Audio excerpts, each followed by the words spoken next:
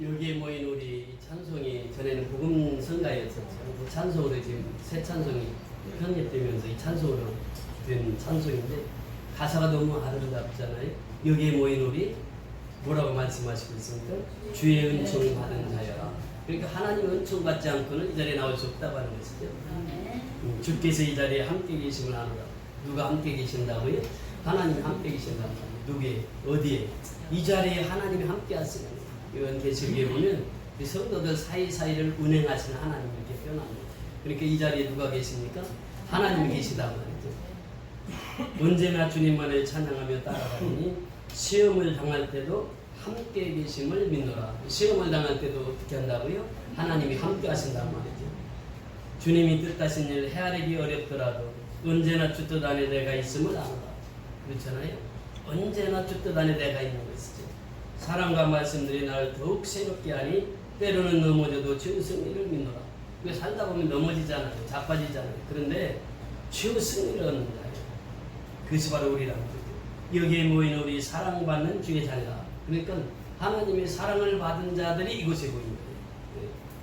주께서 뜻하신 바 우리를 통해 펼치신다. 그러니까 하나님의 뜻은 누구를 통해서 펼치신다고요? 우리를 통해서 펼치신다. 우리는 하나님의 도구예요. 하나님이 쓰시는 거예요. 하나님이 우리를 통해서 저 미얀마 땅에 선교할 수 있도록 우리를 통해서 펼치신다. 고통과 슬픔 중에 더욱 주님 의지하오니 어려움이 이겨내고 더욱 주님 더욱 찬양하라. 보면은 고통과 슬픔을 당할 때 주님을 더욱 의지하게 되어 있습니다. 우리 추석 명절이 되면은 우리 교우들은 이제 홀로 사시는 분들이 좀 있어요. 그래서 그분들이 참 명절을 지내기가 더 어렵습니다. 더 고통스러워요. 남들은 다 추석 명절이라서 고향 잡고 고향 산천을 사는데 그분들은 어디 갈 데가 없고 홀로 있으니까 더 고독합니다.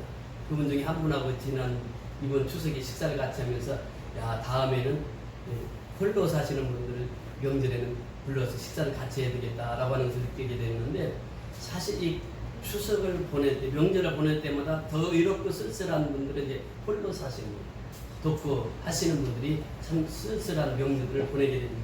그들과 함께 하는 것이죠. 그런데 이 고통과 슬픔 중에 더욱 주님 의지하고 그러니까 바라볼 사람 누구밖에 없어요? 주님밖에 없어요. 사람은 다 부족하게 하게. 그러니까 내가 힘들고 어려울 때 내가 의지할 분은 누구밖에 없다고요? 주님밖에 없습니다. 어려움 이겨내고 주님 더욱 찬양하니 이 믿음 더욱 굳세라. 주가 지켜주신다. 어두운 밤에도 주의 밝은 빛 인도하여 주신다. 어두운 밤에도 주님은 늘 우리를 인도해 주시는 하나님이신 줄 믿습니다. 자, 오늘 본문 4절에 다 같이 읽습니다. 본문 4절 시작. 우리 생명이신 그리스도께서 나타나실 그때 너희도 그와 함께 영광 중에 나타나리라. 아멘. 여기 핵심 포인트가 무엇입니까? 우리 생명이신 그리스도께서 이렇게 표현합니다. 그러니까 우리가 생명을 가졌다고 하는 것은 뭐예요? 내가 지금 호흡하고 있다. 내가 살아있다. 이 생명을 가진 자는 누구에게 속한 자라고요? 그리스도께 속한 자. 우리 생명은 그리스도께 있다라고 하는 것입니다. 다시 말하면 우리가 예수를 영접하고 예수의 사람이 되고 하나님의 사람이 되면 생명이 있는 자예요. 그런데 예수를 믿지 않는 자는 어때요? 생명이 없는 자입니다. 이것을 지금 말씀하시는 거예요. 그러니까 여기에서 우리의 생명 되신 그리스도 이 말씀이 얼마나 중요한지 몰라요. 내가 숨을 쉬지 않는 순간 어떻게 됩니까? 죽습니다. 그래 내가 숨을 쉬고 있다고 하는 것은 뭐예요? 내가 살아있다고 하는 것이 생명이라고 하는 것은 살아있다고 하는 것입니다. 그러니까 내 속에 예수가 있어야 살아있는 사람이 되는 거죠. 내 속에 생명이 있어야 영원한 생명을 누릴 수 있다라고 하는 것입니다. 그 생명이 누구냐? 그리스도라고 하는 것입니다. 그 생명이 누구냐? 예수라고 하는 것입니다. 예수님 우리를 얼마나 사랑하셨는지 몰라요. 그래서 성경의 핵심 구절이 요한복음 3장 16절입니다. 우리 다 같이 한번 해보실까요? 시작. 하나님이 세상을 이처럼 사랑하사 독생자를 주셨으니 이는 저를 믿는 자마다 멸망치 않고 영생을 얻게 하려 하심이라. 하나님 우리를 그렇게 사랑하세요. 그래서 독생성자 예수 그리스도를 이 땅에 보내주셨습니다. 그런데 예수를 믿는 자마다 멸망치 않고 영생을 얻게 하려 하십니다. 그런데 이 말씀이 배경에 보면 참으로 신기합니다. 요한복음 3장 1절부터 13절까지 쭉 내용에 보면 니고데모라고 하는 사람이 등장합니다. 사내들인 공의원이었습니다. 70인 중에 한 명이 지금으로 말하면 미국에 보면 상의원이 있고 하의원이 있습니다. 국회의원도 두 종류로 국회의원이 있는데 이 상의원에 속한 그런 국정을 살피는 그런 사람이 니고데모였습니다. 니고데모가 거듭남의 비밀을 깨닫지 못했습니다. 예수님께서 말씀하셨어요. 거듭나야 하늘나라를 볼 수 있다. 물과 성령으로 거듭나지 않으면 하늘나라를 볼 수 없다. 그러니까 니고데모에게 숙제가 생겼습니다. 어떻게 하면 거듭날 수 있단 말인가. 그래서 예수님을 이제 밤에 찾아오잖아요. 낮에 찾아오면은 신분이 있으니까 낮에 찾아오지를 못하고 밤에 찾아와요. 예수님에게 물어봐요. 예수님, 거듭남이라고 하는 것이 무엇입니까? 나는 이렇게 장성한 사람이 됐는데 어머니 뱃속에 다시 들어갔다 나오라는 말입니까? 이런 질문을 해. 여러분, 우리가 지식을 많이 쌓아도 하나님의 진리를 알지 못하면 이런 질문을 하게 되어 있습니다. 거듭남이라고 하는 것이 어머니 뱃속으로 다시 들어갔다 나오는 것을 거듭남으로 생각하고 있었단 말이죠. 그 질문을 합니다. 그러니까 물과 성령으로 거듭나지 않으면 하나님 나라를 볼 수가 없느니라 이렇게 말씀하십니다. 그 성령이 도대체 뭔데요? 성령이 어디 있습니까? 눈에는 보입니까? 하나님 눈에 보입니까? 보이지 않아요. 얼마 전에 태풍이 지나갔습니다. 태풍이 지나갈 때 이 교육자실에 있으니까 밖에서 문 소리가 탁 튀어나와요. 가보니까 이 밖에 문이 열려가지고 계속 소리를 낸 거예요. 그래서 이 나무를 꺾어서 이제 문을 열지 않도록 했는데 그 작업을 하는데 제가 서 있는 곳이 이 바람이 맞바로 이렇게 치는 데인데 그 내가 가만히 서 있으려고 해도 자꾸 뒤로 물러가는 거예요. 얼마나 바람이 센지. 여기 NC백화점 옆에 큰 나무가 뿌리쳐 뽑혀버렸잖아요. 그 바람이 그렇게 셌어요. 바람 눈에 보입니까? 안 보입니까? 안 보인단 말이죠, 바람. 그런데 지나가는 걸 보면 바람이 지나가고 있다고 하는 것을 우리가 느낍니다. 성령도 마찬가지로 하나님도 하나님의 임재를 우리가 어떻게 느낄 수 있느냐? 우리가 느낄 수는 있어요. 그러나 눈으로 볼 수가 없단 말이죠. 그 거듭남의 진리를 그렇게 해서 말씀을 설명을 합니다. 그것이 예수님께서 이 생명에 대한 존귀함을 그렇게 말씀하시는 거죠. 그리고 나서 14절 이하에 보면 모세가 뱀을 광에서 든 것 같이 인자도 들려야 하리니 이렇게 말씀하십니다. 예수님도 들려야 된다고 하는 것이 무슨 말씀입니까? 예수님 십자가에서 못 박혀야 된다고 하는 거예요. 그리고 예수님 부활하셔서 다시 사신다고 하는 거예요. 이 사실을 말씀하십니다. 그러니까 이 요한복음 3장 16절의 배경이 바로 여기에 있습니다. 예수를 믿는다고 하는 것은 뭐냐? 예수님이 누구의 죄를 위해서 죽으셨어요? 나의 죄 때문에 십자가에 죽어주셨어요. 이 십자가의 내 죄 때문에 예수님이 죽어주시고 사흘 만에 다시 부활하셨음을 믿는 것이 믿음이라는 것이에요. 그러니까 사랑이라고 하는 것은 뭐냐? 예수를 믿는 것이에요. 예수를 믿는 사람에게는 생명이 있는 것이에요. 영원한 생명이 있는 것입니다. 그 생명이라고 하는 것이 뭐냐? 비와 디 사이는 시가 있다 이렇게 표현합니다. 비는 머스, 탄생을 말하고 디는 데스, 죽음을 말합니다. 그럼 그 사이에 뭐가 있다고요? 시가 있단 말이에요. 시. 이 초이스라고 하는 거예요. 초이스. 그 사람은 매일 초이스, 선택을 하고 산단 말이죠. 제가 오늘 양복을 입을 때 저는 이제 지난주에 무슨 양복을 입었는지 그걸 먼저 체크를 합니다. 지난주에 이 양복이 아니에요. 다른 양복이었어요. 그 지난주에 입었던 양복을 다시 입지 않아요. 그래서 이제 이걸 새로 양복을 입습니다. 넥타이는 어떤 거 매니까 지난주에 맸던 거 또 매면 안 되지. 그러면서 선택을 합니다. 이게 뭐냐면 선택이라고. 내가 선택한 거예요. 내가 옷 입는데 내가 선택한 거예요. 그렇게 사람은 태어나서 죽을 때까지 어떻게 한다고? 선택하며 살아가는 거예요. 그러니까 여러분들이 예수를 믿는 것도 내가 예수를 믿은 거예요. 하나님이 먼저 나를 사랑해 주셨고 그 사랑에 반응해서 내가 예수를 믿게 된 것이에요. 그러니까 예수를 믿는 것을 선택한 여러분에게는 영생의 삶이 주어졌다고 하는 것이죠. 매 순간순간마다 하나님이 나에게 무엇을 원하시는가를 선택하고 살아가는 것이 신앙생활입니다. 두 번째는요, 찬스입니다. 사람에게는 기회가 주어지는 거예요. 언제나 기회가 주어집니다. 근데 기회를 잡는 사람도 있고 기회를 잡지 못하는 사람도 있다는 거죠. 그래서 우리는 이 시라고 하는 첫 번째는 초이스, 선택이지만 두 번째는 이제 매 순간순간 기회가 찾아오는데 그 기회를 잡느냐 잡지 못하느냐 내게 달려있단 말이에요. 그래서 이 찬스를 놓치지 않고 살아가는 이것이 바로 그리스도인의 삶입니다. 예수님을 섬기고 예수님을 의지하고 사는 사람은 그 찬스가 왔을 때 그 찬스를 붙잡는 사람이에요. 세 번째는 뭐냐면 챌린지입니다. 이 챌린지라고 하는 것은 도전입니다. 예수 믿는 사람은 도전하는 거예요. 우리가 오늘 아침에도 제가 페이스북에 2년 전에 있었던 양곤 성교연합교회가 오늘 시작했더라고요. 그래서 이제 그 올리면서 그 생각이 드는 거예요. 2년 전에 거기 제가 글을 써놨는데 2년 전에 글을 보니까 컴퓨터 한 대 들고 나와가지고 그 양곤교회를 세운 거예요. 2년 전에 컴퓨터 한 대 들고 나와서 양곤교회를 세운 모습을 이제 페이스북에 오늘 올렸는데 그때 그 모습을 다시 생각하는 거죠. 아무것도 없이 컴퓨터 한 대 가지고 시작했잖아요. 근데 지금 어떻습니까? 여러분들 보셨잖아요. 이번 짧은 3박 5일 동안 선교 기간 동안 이 사역을 우리가 다 하고 왔습니다. 정말 이 사역을 한 내용들을 보면 저는 한 번에 볼 수가 없어요. 2번, 3번, 10번 이상을 봤습니다. 그러면서도 볼 때마다 가슴이 뛰는 거예요. 하나님이 이 선교연합교를 통해서 어떻게 역사하시는가를 두 눈으로 똑똑히 보는 거잖아요. 그러니까 우리가 이 하나님을 사랑한다고 하는 것은 그렇습니다. 하나님이 하시는 일을 믿는 것입니다. 하나님은 저렇게 일을 하신단 말이에요. 제가 오늘 아침에 이 묵상을 하면서 서울 징문론에 한 바퀴 쭉 돌고 1시간 걸립니다. 눈을 들어서 하늘을 보는데 하늘이 그렇게 맑아요. 여러분 예배 마치고 꼭 나가실 때 눈을 들어서 하늘을 보세요. 얼마나 하늘이 청명한지 몰라요. 영국 사람들은 한국 오면은 이 하늘을 한번 보기 위해서 온다고 그러잖아요. 그 영국 사람들 이런 하늘이 1년에 한 며칠밖에 없다는 거예요. 근데 우리는 가을 하늘 동안 그 하늘을 볼 수 있잖아요. 사도 바울의 고백이 생각이 납니다. 사방으로 우겨싸임을 당하여도 우겨싸임을 당하지 아니함 어디가 있어요? 하늘이 있단 말이에요. 하늘. 사방에서 내게 적이 있고 사방에서 우겨싸임이 있는데도 하늘은 항상 열려있다고 합니다. 이거 신앙이에요. 신앙은 하늘을 보는 것입니다.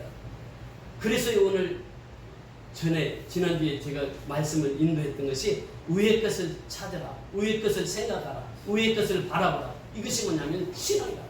거듭난 사람은, 생명 있는 사람은 항상 위의 것을 바라보고 사는 것이에요. 위에는 막힘이 없습니다. 동서남북 다 막혔다 할지라도 위에만은 막히지 않아요. 그래서 위의 것을 보라고 하는 거예요. 그게 소망입니다. 그게 믿음의 사람은 그 소망 가운데 살아가는 것이에요. 믿음의 사람은 생명을 가지고 살아간다고 하는 것입니다. 그래서 오늘 이 본문을 통해서 그리스도는 우리의 생명이신지라 이렇게 표현하고 있습니다. 생명 되신 예수님. 예수님께서 이 땅에 오셔서 말씀하시죠. 도적이 오는 것은 멸망시키고 죽이려고 하는 것이지만 내가 온 것은 생명을 얻게 하기 위하며 풍성한 삶을 누리기 위함이다. 이것이 바로 예수님의 오신 목적이에요. 그 도적은 무엇입니까? 사단이에요. 마귀입니다. 마귀는 우리를 죽이고 멸망시키는 것이에요. 예수 믿지 않는 사람들 보세요.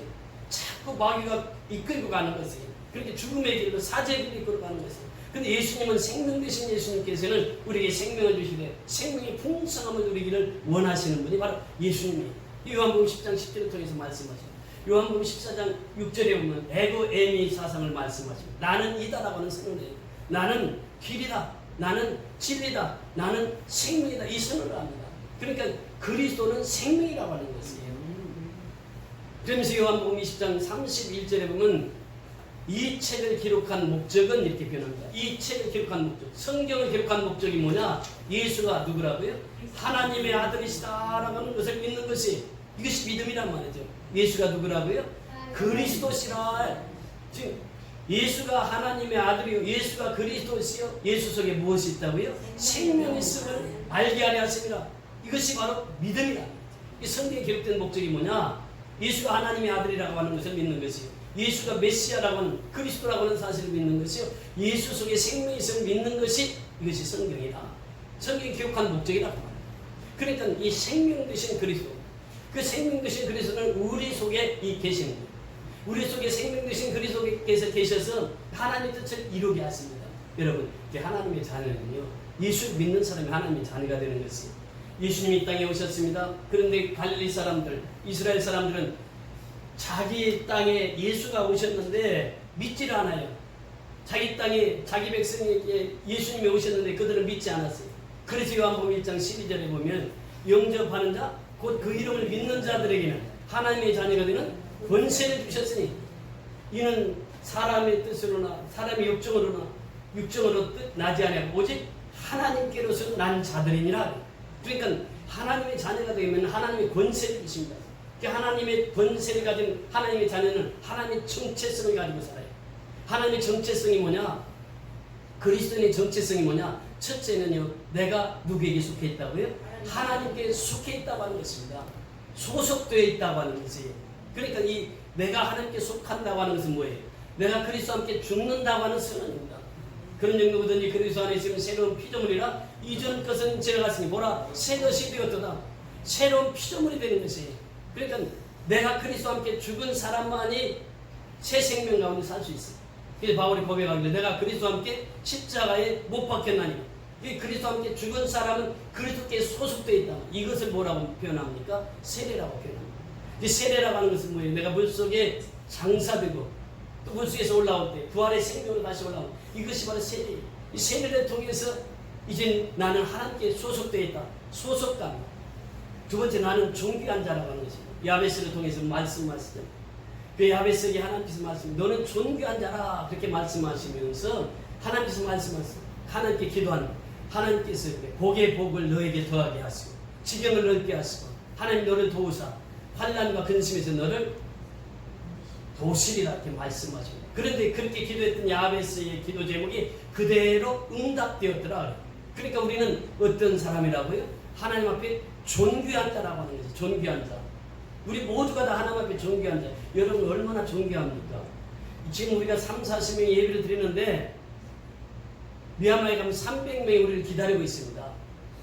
제가 가장 기본적인 거 목회자 사례비하고 그게 사역비하고 쌀 사주는 거 요것만 한번 오늘 계산을 해봤어요. 한 달에 150만 원씩이에요. 우리가 한 달에 150만 원 가장 기초입니다. 이건. 근데 30명이 300명을 지금 목여 살리고 있어요. 그러면서 그것도 불교국가에 불교들에게 이제 예수를 믿게 해서 그들을 섬기고 있는 것이에요. 이게 얼마나 존귀한 자예요. 자, 여러분 다시 한번 인사합니다. 형제님은 존귀한 자입니다. 네, 자매님은 존귀한 자입니다. 얼마나 우리가 존귀한 자입니다. 하나님께서 그렇게 말씀하시 야베스에게 그 말씀, 우리 정체성은 내가 존귀한 자, 내가 가치 있는 인생을 살고 있다라고 하는 것이에요.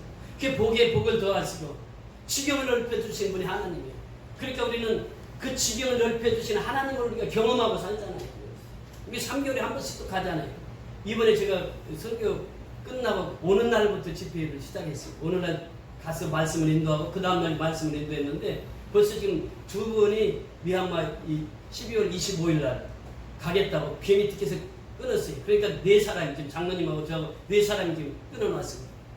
하나님께서 이제 제 11차도 크게 역사하실 것을 미리 우리에게 보여주시고 있는 것 아니겠습니까? 그러니까 하나님의 역사는 우리 눈으로 보는 것이죠. 선교연합계 모든 성도들은 하나님께서 어떻게 역사하시는가를 보고 있단 말이죠. 그래서 우리 한 사람 한 사람이 다 존귀한 자예요. 복의 복을 받은 사람이에요. 지경을 넓게 하시는 하나님이에요. 모든 환난에서 우리를 도우시는 분이에요. 근심 걱정이 없게 하시는 분이에요. 이분이 바로 하나님이시라고 해요. 그 우리 정체성 두 번째는 우리의 가치관, 우리는 존귀한 자라고 하는 것을 우리가 항상 잊지 않고 살아가는 것입니다. 세 번째는 뭐냐면 하나님의 뜻을 이루는 사람입니다. 그것이 무엇입니까? 사명자입니다. 사명자. 사명자는 어떻습니까? 사명자는 끝까지 주를 위해서 갑니다. 목숨까지 바치고 갑니다. 이게 사명자예요. 증인이라고 하는 말이 무엇입니까? 우리가 늘 암송하는 이 사도행전 1장 8절 오직 성령이 너에게 임하시면 너희가 권능을 받고 예루살렘과 온 유대와 사마리아와 땅끝까지 이르러 내 증인이 되리라. 이 증인이라는 말이 무슨 말이에요? 마르투스라고 하는 말이에요. 마르트라고 하는 말인데 마르투스라고 하는 말은 순교자라는 말입니다. 그러니까 예수를 믿고 성령의 충만함을 받은 사람은 순교를 각오하고 예수를 믿는 것이죠. 이게 사명자란 말이죠. 비가 와도 비바람이 앞길을 막아도 그것을 사명자는 그걸 뚫고 갑니다. 눈보라가 앞길을 막아도 그것을 뚫고 나가는 이게 사명자예요. 사명자. 그래서 우리 예수 믿는 사람이 정체성이 첫째는 내가 누구에게 속해 있다고요? 하나님께 속한 자예요. 나는 어떤 사람이라고요? 존귀한 자라는 것이에요. 나는 또 어떤 자라고요? 나는 사명자라고 하는 거예요. 그러니까 사명을 감당하는 것이에요. 이것이 바로 오늘 우리 그리스도인의 정체성입니다. 생명 되신 그리스도, 그 생명 되신 그리스도가 우리 안에 살기 때문에 우리는 그 생명을 누리고 살아가는 것이에요. 생명을 누리고 사는 우리 성도들에게는 그 삶을 주셨어요. 우리는 매일처럼 우리 고백하고 살아야 될 것이 나는 하나님께 속한 사람이다. 나는 하나님의 사람이다. 비록 내가 이 땅에 살고 있지만 나는 하나님의 사람이다라고 하는 것이 이 땅은 참 신앙가입니다. 그 근데 우리는 영원한 그 하나님 나라에서 살아가는 것이에요. 그 다음에 오늘 우리에게 말씀하시는 것이 무엇입니까? 오늘 4절 다시 한번 읽습니다. 3장 4절 시작. 우리 생명이신 그리스도께서 나타나실 그때 너희도 그와 함께 영광 중에 나타나리라. 여러분, 그리스도께서 나타나실 그때에 예수님 다시 오신다고 약속하셨잖아요. 사도행전 1장 8절 이하 9절부터 보면은 예수님께서 사람들이 보는 데서 구름 타고 승천하십니다. 그러면서 예수님께서 내가 너희가 본 그대로 다시 오리라. Jesus coming again. 예수님이 다시 오신다고는 약속을 하시고 승천하십니다. 예수님 다시 오십니다. 근데 다시 오실 때 여기 보세요. 그리스도께서 나타나실 그때 너희도 그와 함께 어떻게 나타난다고요? 영광 중에 나타나리라. 그리스도께서 나타나실 때 영광 중에 나타나신다. 그런데 누구도 그리스도께 속한 너희도 성도들도 그리스도와 함께 영광 중에 나타나리라. 이것을 바라보고 사는 것이에요. 우리 신앙은 재림신앙이 됩니다. 오늘 신랑 되신 예수께서 우리 말씀 찬송 불렀잖아요. 우리 열처녀의 비유 보세요. 5처녀는 등과 기름을 준비했어요. 근데 5처녀는 등은 있는데 뭐가 없어요? 기름이 없어요. 기름이. 그러니까 신랑이 낮에 왔습니까? 밤에 왔습니까? 밤중에 왔어요. 기름을 준비한 신부들은 다 예수 신랑을 맞이했는데 기름을 준비하지 못한 등만 들고 있던 껍데기만 들고 있던 이 5처녀는 어떻게 됐습니까? 신랑을 맞이할 수 없었단 말이죠. 그들이 가서 문을 두드려도 이미 그 문은 닫힌 문이에요. 다시 열려지지 않습니다. 무엇을 우리에게 말씀하시겠습니까?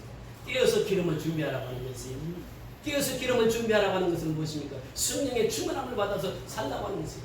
성령의 불을 받으라고 하는 것이에요. 그 성령의 불을 받으면 깨어있는 신앙 생활을 할 수 있는 것이에요. 그 깨어있는 사람들이 그 신랑, 밤중에 온 신랑을 맞이할 수 있었다라고 하는 것입니다. 여러분, 신앙이라고 하는 것은 무엇입니까? 하나님의 행하신 일들을 믿는 것이 신앙입니다. 이 송삼석이라고 하는 분이 있었습니다. 이 사업을 하면서 어려움을 겪게 됐어요. 어려움을 겪게 돼서 기도원을 찾습니다. 기도원에 찾아서 하나님 앞에 기도하는 거예요.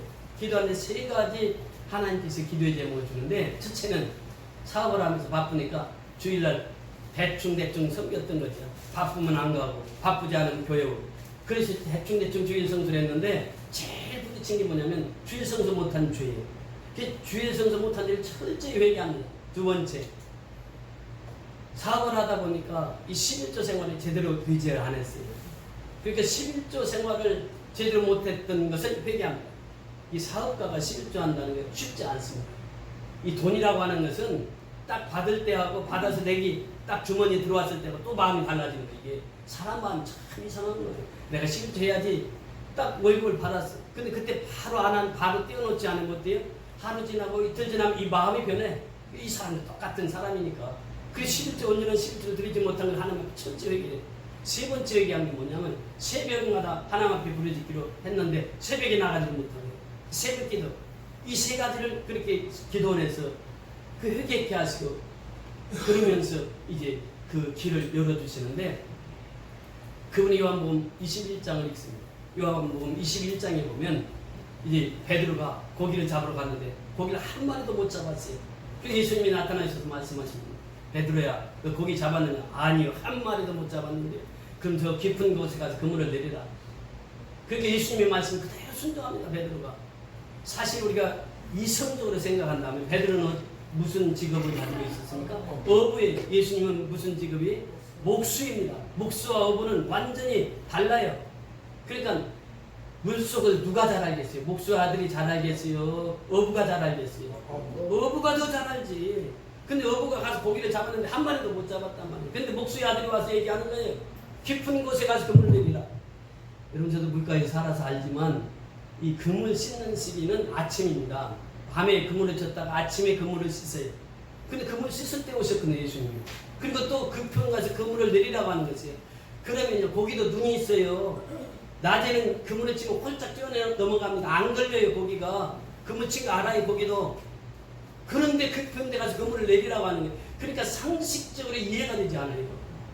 베드로가 예수님을 메시아로 믿지 않았다고 하면은 예수님 지금 무슨 말씀하십니까? 나는 전문가란 말이에요. 고기 잡는 전문가란 말이에요. 예수님 목수의 아들로 자라서 잘 모르죠. 그렇게 하고 순종 안 했을 거예요. 그런데 예수님이 말씀하시니까 베드로는 예수님을 누구로 알았어요? 하나님의 아들 메시아로 알았단 말이죠. 그대로 순종을 한 거예요. 그랬더니 그 고기가 153마리가 잡혀요. 그물이 찢어질 정도로 그 많은 고기가 잡혔어요. 그때 이분이 얻은 게 뭐냐면 153. 그래서 이 지금 모나미 153 이겁니다. 손삼석 회장이 이분이 모나미 153을 그래서 여기에 보면은 모나미 153이라고 딱 써있어요. 0.7mm. 이 볼펜을 만들면서 그 어려움을 겪었을 때 그 하나님 앞에 회개하고 그 돌아와서 사업을 시작하면서 하나님 올 한 해 동안 50억짜로 팔리게 해주세요. 그 지금까지 판매해오면서 12억짜로 이상을 팔아본 적이 없어요. 1년에. 근데 50억짜리를 팔아달라고 하는 게 하나님 앞에 이것이 자기의 기도 제목이었습니다. 그 해에 50억짜리 팔렸게 안 팔렸게? 안 팔렸으면 내가 왜 이 이야기를 하겠어? 팔렸으니까 아직 50억짜리가 팔린 거예요. 그러면서 이분이 그 하나님 앞에 그렇게 신실하게 신앙생활하면서요. 제가 이 러시아에 갔습니다. 10년 전에 러시아에 갔는데 그 러시아의 공대에 다니는 친구였어요. 그 러시아가 그 달나라에 그 로켓을 쏘아 올린 나라잖아요. 이 공대가 참 유명합니다.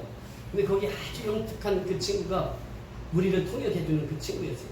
한국말도 얼마나 잘하는지 몰라요.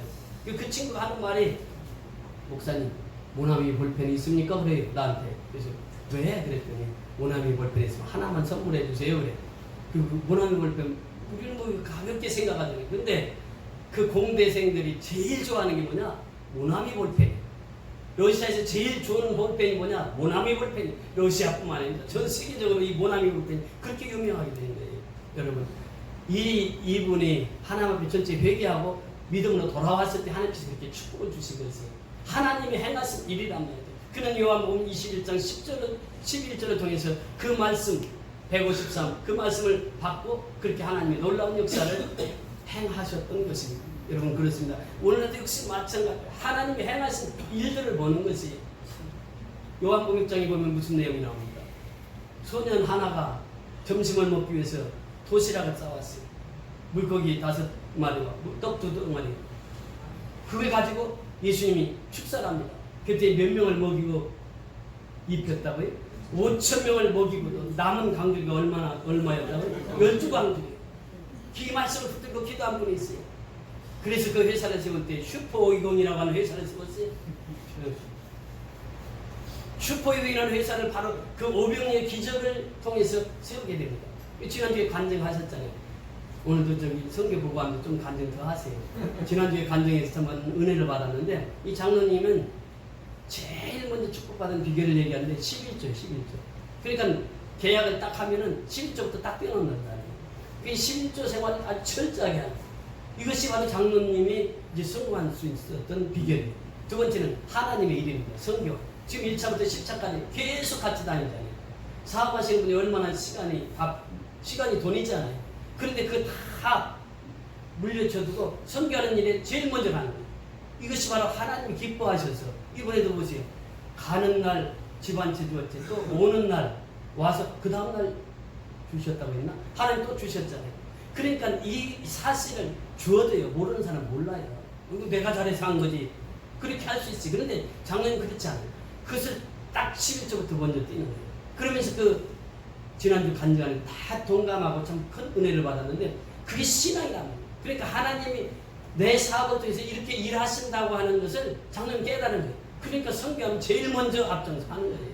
보세요. 그래서 장로님이 신앙의 좌우명이 뭐냐? 마태복음 6장 33절에 우리 다 같이 한번 시작. 너희는 먼저 그의 나라와 그의 의를 구하라. 그래야면 이 모든 것을 너에게 더하시리라. 예수님이 말씀하시잖아요. 요한복음 마태복음 6장 19절 이하에 보면 사람이 재물과 하나님 동시에 섬길 수 없다라고. 그 사람은 돈이 필요해요. 왜냐하면 돈이 매일매일 먹고 사는 게 꼭 필요한 게 돈입니다. 근데 이 사도 바울은 그렇게 고백합니다. 돈은 사랑함을 일만하게 뿌리라고 해요. 돈을 사랑하게 되면 돈을 놓치게 되는 거예요. 그러니까 우리가 그 우선이 있습니다. 우선. 먼저 무엇을 하라고요? 하나님 그의 나라와 그의 의를 구하라. 그래야면 이 모든 것을 너에게 더하시라. 이것이 이제 하나님의 법칙이란 말이죠. 하나님의 원리라고 하는 것이에요. 그 원리대로 살아가는 것이에요. 그러니까 그 원리대로 살아가는 사람은 무엇을 먹든지 무엇을 마시든지 걱정하지 않아요. 예수님이 말씀하시잖아요. 왜 너희가 걱정하느냐? 저 공중에 나는 새를 봐라. 누가 그 새를 먹이느냐? 누가 먹여요? 하나님이 먹이시는 거 아니냐? 들에 핀 백합화를 봐라. 우리나라식으로 말하면 들에 핀 민들레를 봐라. 민들레가 얼마나 그래요? 그 민들레를 누가 가꾸는 것이에요? 하나님이 가꾸시는 거지. 그래서 너희가 먹고 입는 거, 마시는 거 염려하지 말라는 거예요. 너희가 염려함으로 그 길을 한 잔을 더 할 수 있겠느냐? 그럴 수 없다라고 하는 것입니다. 그래서 하나님께서 말씀하세요. 너희는 먼저 그의 나라와 그의 일을 구하라. 그러면 이 모든 것을 너에게 더 하시리라. 그러면서 34절에 보면 내일 염려는 내일 하라. 내일 염려는 내일 하는 것이. 근데 우리는 오만 염려를 다 미리 땡겨서 하고 있습니다. 불신자들의 삶이에요. 예수를 믿으면서도 그렇게 염려, 걱정, 근심하고 사는 사람은 아직 예수를 제대로 만나지 못한 사람이다. 그래서 우리가 예수를 만난 사람은 예수님이 하신 일, 하나님이 하신 일을 그대로 믿고 살아가는 사람들이에요.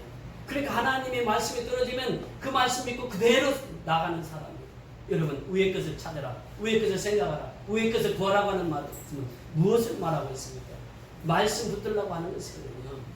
말씀 붙들면 말씀대로 하나님께서 역사를 하신단 말이죠. 요한복음 15장 7절에 보니까 너희가 내 안에 거하고 내 말이 너희 안에 거하면 무엇이든지 원하는 대로 구하라. 그리하면 이루리라. 그러니까 하나님이 원하는 대로 다 이루어 주시는데 천재 조건이 있어요. 무엇입니까? 너희가 내 안에 거하고 내 말이 너희 안에 거하면 이게 천재 조건이에요. 그리할 때 무엇이든지 원하는 대로 구하라. 그리하면 이루리라. 말씀을 붙들고 기도하면 하나님께서 말씀으로 응답을 해주십니다. 말씀을 떠나서는 하나님 절대 역사하지 않아요. 말씀 안에서 역사하시는 거예요. 성령의 역사도 마찬가지입니다. 성령의 역사도 아버지의 명예에 순종해서 역사하는 것이지 말씀을 떠나서 역사는 이루어지지 않아요. 그 말씀을 붙들라고 하는 것이에요.